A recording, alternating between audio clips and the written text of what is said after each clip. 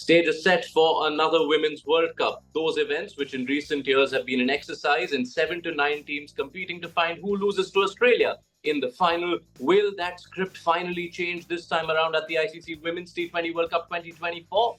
That's the question we're asking on ESPN Cricinfo Runorder. We've got Firdaus, Valkyrie, Shashank, and Sudarshanan, champions of our women's cricket coverage on ESPN Cricinfo, who will hopefully propose a new champion for women's sport. So the obvious question, will this be the year Australia will finally be stopped? Any takers? Yes, I'm a taker, and it's a no.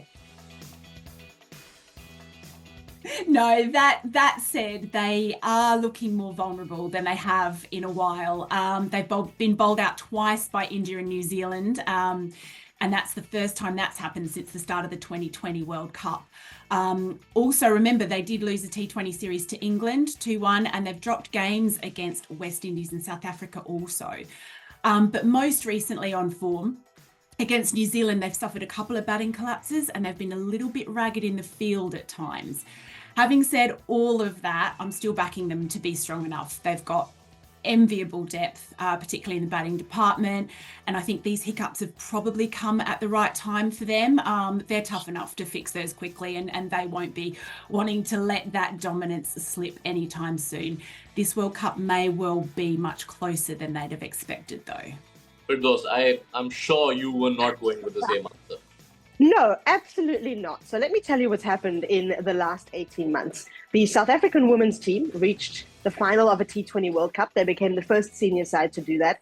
Then the South African men's team reached the final of the T20 World Cup, and they became the first men's senior side to do that. And I just got to say, there's only one way forward now, right? Final.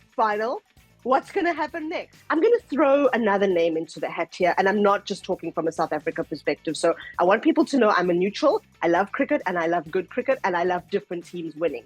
And the other team I'm throwing into the mix is Sri Lanka. And I'm doing it because Chamari Attapachu has been very clear that she thinks they could reach the semi-finals. We saw them dominate in the qualifiers. We know that they're a good team, and that they're more than just Chamari. I think that they've got some really good players. Vishmi Gunaratne's there. Inoko Ranawira's around. So I think they've got a really good mix. I think conditions will help them. They've just played there earlier in the year. Of course, Scotland did as well. And I saw them in South Africa over kind of March, April, which is our late season, when I'm not going to say our conditions are close to Dubai because, that's being ridiculous. It's never going to be 45 degrees or whatever the case is. But I think the dryness and the slowness of the surfaces were similar. And I think maybe if things go right for Sri Lanka, we could see something really special at this tournament. I will thank you on behalf of our Indian audience. Any way of bringing back the India-South Africa men's T20 World Cup final is good news in this part of the world. So thank you, Firdaus. Job well done. Sudarshan and Shashank, first question to you is, are any of you buying the argument that Australia could be stopped? No, I was going to say that there are very little things that I agree with on Firdaus on, but the fact that Sri Lanka are challengers is something that I have to accept. But the fact that they are grouped in the similar group with Australia and India is really tough to see them make the semi-final. So that for me is the only thing that will perhaps prevent them from making the semi-final. But will Australia be beaten? I think this Australian side under Healy looks like they can be beaten, but it's not a side that will be beaten because there is no Messi, and an Australian side led by Meg Lanning, we've seen time and again that they look like being beaten, but they somehow find a way to win. But this unit under Healy, there are still question marks, but as we saw in India, they beat India, and there's one that Ashes could be perhaps an aberration. So I don't think they'll be beaten, even though I want that Australian juggernaut to stop. Okay, Shashank. Just one thing to add to what all of you have said. It's that Australia plays Sri Lanka in their first game in Sharjah. I think it's an afternoon game. And we've all seen the kind of pitches that Sharjah has rolled out in recent times. And the South African men's team have found it the hard way against Afghanistan. So if Sri Lanka get on a roll, if they find themselves bowling first to Australia and have them 2 or 3 down early and put them under pressure, you never know. So that game, you'd be stupid to write Australia off. but we saw upsets do happen in sport, and we saw the opening game of the previous World Cup where South Africa were beaten by Sri Lanka. So if Sri Lanka can emulate something similar, it'll be the mother of all upsets, and that could set the tone for their campaign. So it's not outlandish to think that Australia won't be beaten or won't be challenged. I definitely think it's a possibility, but Australia has got enough class to kind of, even if they were to have an early setback, they can still bounce back to win the tournament. So Australia favorites, but the pack is closer and closer. I mean, we hear it every World Cup that the gap is narrowing. I think, it can't be more truer than it is now.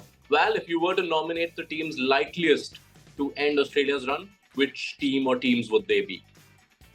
I think I'm going to have to go with, and again, like I love to, go for the underdog or someone, completely unexpected. But for me, realistically, I think their main challenges will either be India or England.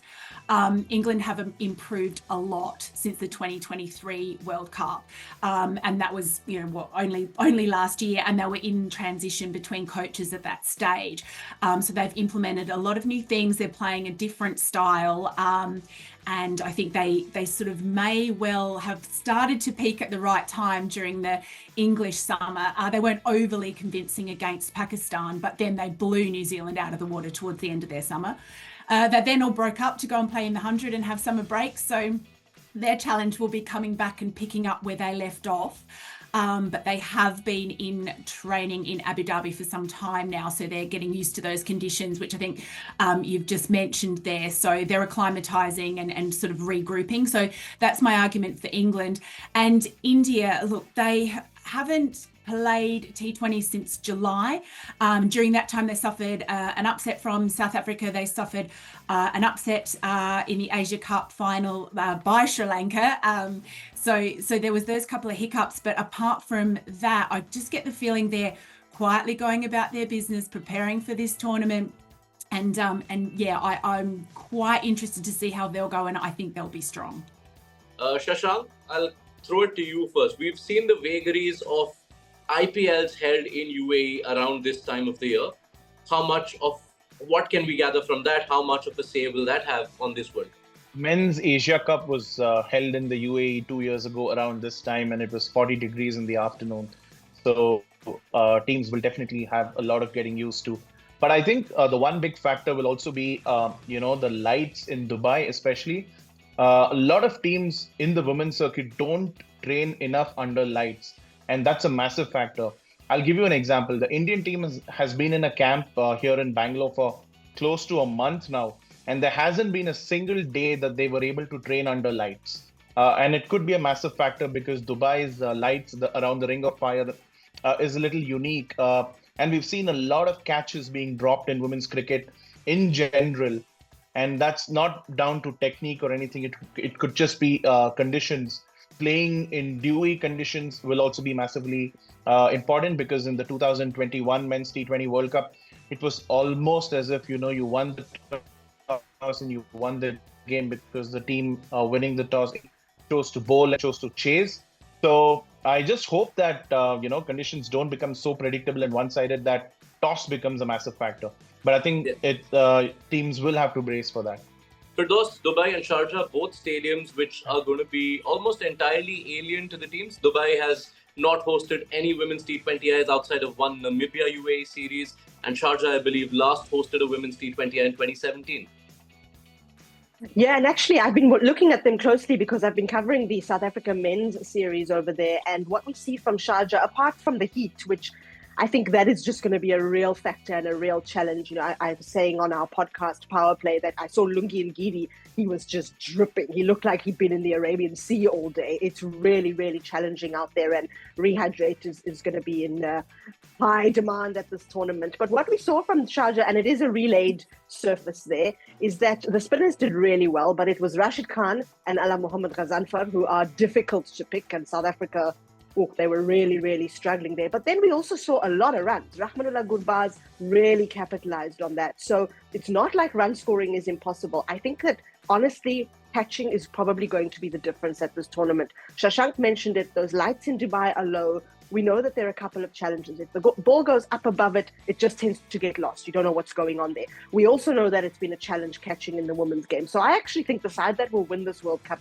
is the side that catches the high balls the best. What do the conditions do to alter India's chances at this World Cup? I think it's hard to think that a venue change would have really affected India, even though Amol Muzumdar said that they were surprised by the late change, because you look at this India squad, it is the best that they have at their disposal, irrespective of the conditions. They love their spinners, and there are a lot of spinners. Their spacers are kind of people who played for a long time now, Renuka Singh and Pooja Vastrakar. So it's hard to look past these players to irrespective of the conditions. But the other side of it is, yes, the conditions are unknown, but a lot of these players were part of the Women's T20 Challenge in 2020 that was played in Sharjah. So they do have recentish experience of it. And even Amol Muzumdar at that point was the batting coach of Rajasthan Royals in the IPL. So he also has intel of what the conditions could be, how the pitch could play, and all sort of things. Of course, it's different about like from knowing stuff and actually experiencing it. But there is enough know-how for India to counter, and I think this is kind of India's best chance to, change the narrative. Well, when you look at Group A, it does feel like from the outside again that Group A is a bit more stacked than Group B. Does the makeup and the fact that Sri Lanka are on such a wave over the last couple of years do a lot to alter India's prospects? Is it a very tough group to call? It's certainly the tougher of the two groups, and you talk to anyone in Group B and they'll say they're very happy to be there. But I think the thing with Sri Lanka is that they're still carried a lot by Tamari Atapattu. I'm not saying many teams have worked out how to get her out, but she's going to be the key for them. And so as great as it would be to see them progress through Group A, for the tournament, for the story, we're always cheering the story. I do think that if the opposition are working out how to get Tamari out, then they are, a very large percentage of the way towards beating that side still.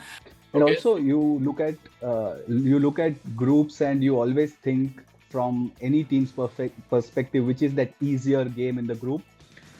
Prima facie, you look at those 5 teams in Group A, you think there is no easy game, but with no disrespect to the players involved, I think New Zealand are a bit of the weaker link in Group A, because they have some superb players. You name Susie Bates, Sophie Devine, Amelia Kerr, everybody is a match winner in their own worth, but collectively they are struggling to really fire and stitch up wins. And so just on that point, there's another team who I think probably we're going to be saying is not going to be as competitive as we might hope, and that's Pakistan. And they were so disappointing at the 2023 World Cup here in South Africa. I'm hoping we see more from them because they've got a new captain, Fatima Sana, who's so energetic. She's 22 years old. She opens the bowling. She bats number 5. She's really there in the field doing all the things. I've just seen South Africa's women play Pakistan's women, and I hope that they're able to pull some wins out. But as you mentioned, their group is really, really tough. And there's one other team that I think could spring a surprise on the very first day of the tournament. It's World Cup first-timers Scotland, who will play Bangladesh in the opener. I think if this tournament had stayed in Bangladesh, absolutely Nigar Sultana Jyoti and her team would have registered their first World Cup win. But now that it's in the UAE, Scotland were there at the qualifiers. They've got a great spinner in Abtaha Maqsood. They've got some really good players, the Bryce sisters. And I just wonder if we will see our first upset as the tournament kicks off. That would be some way of starting the tournament. It always helps a T20 World Cup when there are upsets early on, as we saw a few months back at the men's edition. Right, all the analysis, all the dissection is done. Let's get to the fun part of this. Everyone pick your 2 finalists. No slashes allowed here. Firdaus. You've got me so off guard. You know what? I'm going to be ridiculous. South Africa and Sri Lanka. Wow, okay. Val. I'm going to be less ridiculous. Australia, England. Sud. Australia and India. The color of my t-shirt has nothing to do with this prediction. It's Australia versus India.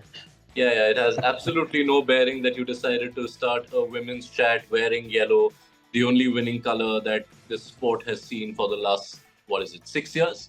Let's see if the story changes. If it goes Firdos's way, the story is changing, and wow, we're in for a wild World Cup from start to finish. Let's see how it plays out. This was ESPN Cricinfo Runorder.